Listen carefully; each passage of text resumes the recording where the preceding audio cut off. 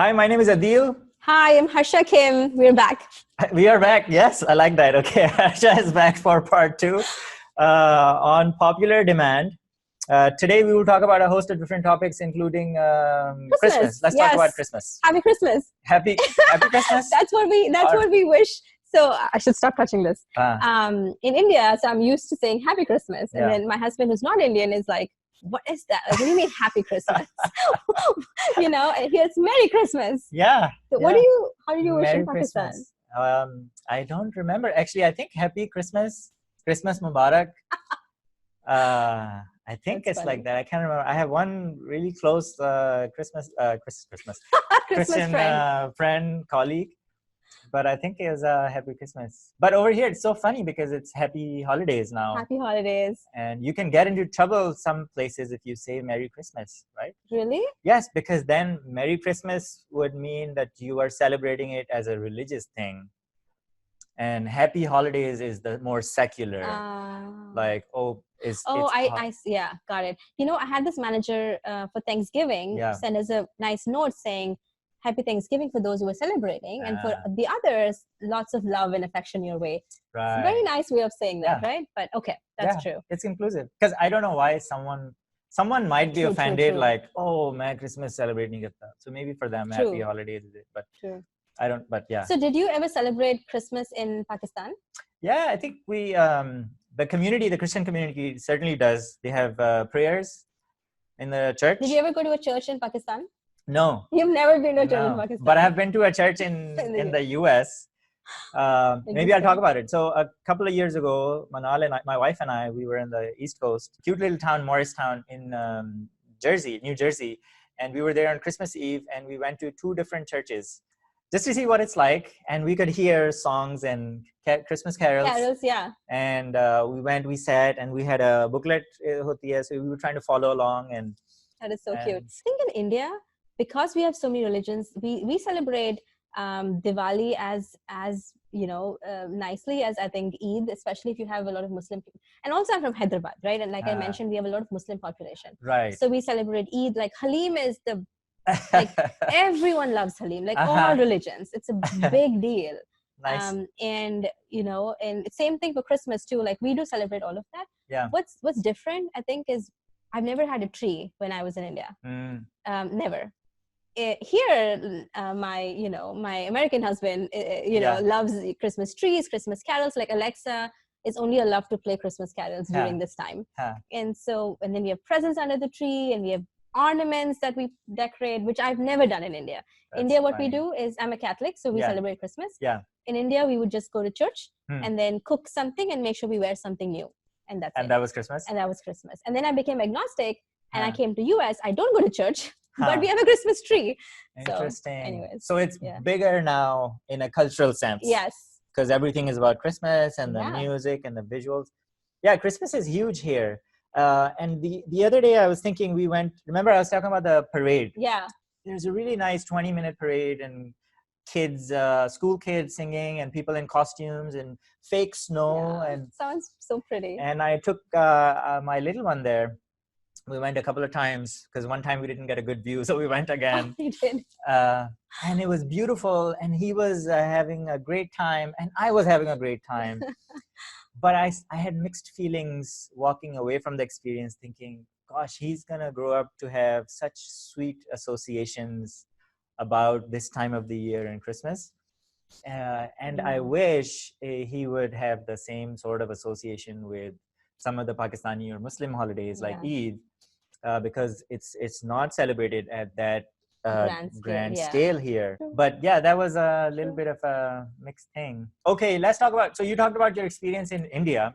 India has been in the news and on Twitter, and people are having a lot of strong opinions on the CAB, heightened emotions. For those of you who don't know, this thing about Citizenship Amendment Bill, and refugees coming to, and there's this, I think, a detail or a clause where if you are any other religion but Muslim, you could be part of it or whatever. I need to dive there deep there, and I feel so embarrassed to say this, is that I did not take the time to read more about it, and I feel really guilty, and I should.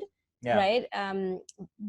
and a lot of my friends on Facebook have opinions. Yeah. Some of them, to your point, say, well, religion is a part of this and it should not be. And some of them say, where is religion a part of this? And so I'm like, wow, these are very different views. I need to dive in it myself and understand. Yeah. But if I'm giving you an opinion based out of just what I'm hearing, I think, like, I just hope you're doing the right thing. I don't think we should penalize anyone based on religion. And I sincerely hope that we're all doing the right thing here. Yeah, no, that's very mature, and and you are someone who is very open about the good and the bad of your own experiences in India. Yeah. So I know you're being authentic about it, which I appreciate.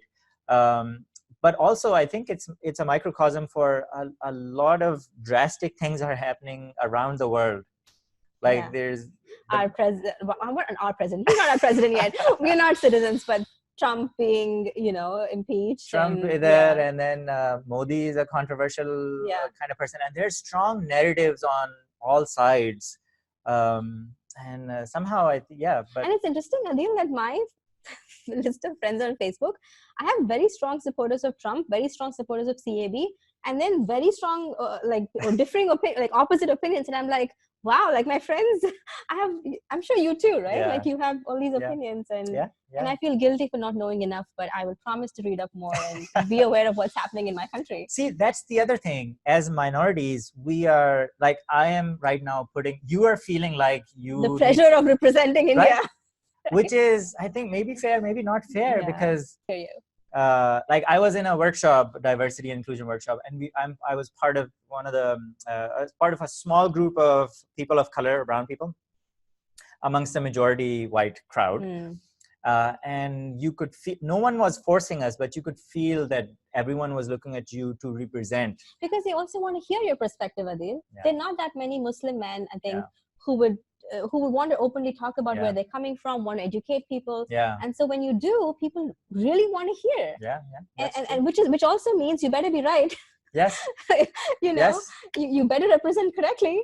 Yes. Right? The one question I answer very accurately every year in Ramadan is, yes, not even water. Because everyone's like, oh, so you fast, so you're not allowed to eat? No. Not allowed to even drink water? No. From what time? Anyway, but yes, I'm okay with it. And I wear that hat of being a representative, and I will be honest, where to the extent of my knowledge, and then I'll say I don't know. But also on the flip side, I think it's a little bit of added pressure, because what if you are not that person who wants to know about politics, or doesn't know enough, or are too busy in your own individual life to know? I think I've never cared about politics in India. I am not proud of this fact, but the kind of person who never cared about politics in India, and I didn't feel guilty at all about it. But now that I'm in the US, I feel very guilty for not knowing enough. Because to your point, when people ask us questions, now we are not just talking as Harsha and Adeel, we're talking as Pakistani and then an Indian woman, right? Yes. And it's scary. Anyway, so the one thing that I think is true, maybe we are a good example of someone from India and Pakistan talking about something controversial. Yeah, and being okay with it. Being okay with it and being mature about it. Yeah, I think so. And I've had similar experience with my other Pakistani friends too, where we discuss Kashmir, where we've discussed a lot of other topics, and we can, I think, talk about it very objectively, putting our passions aside, and just looking at things realistically, calling out areas where each of our countries could have done better. Right, and I think many people are like us, Adeel. Many people, I think it also makes a difference when you're talking in person. It's easier to be a jerk when you're tweeting and you're just writing a comment to someone's post on Facebook, that person you don't know. But as you meet someone from another country, I don't think the first thing you want to say is something nasty. You want to learn that more about that person. So cool. All right. Thank you for watching. Please subscribe and comment below if you want Harsha to come back for part 3. Thanks, Adeel. Happy holidays. Happy holidays. Bye.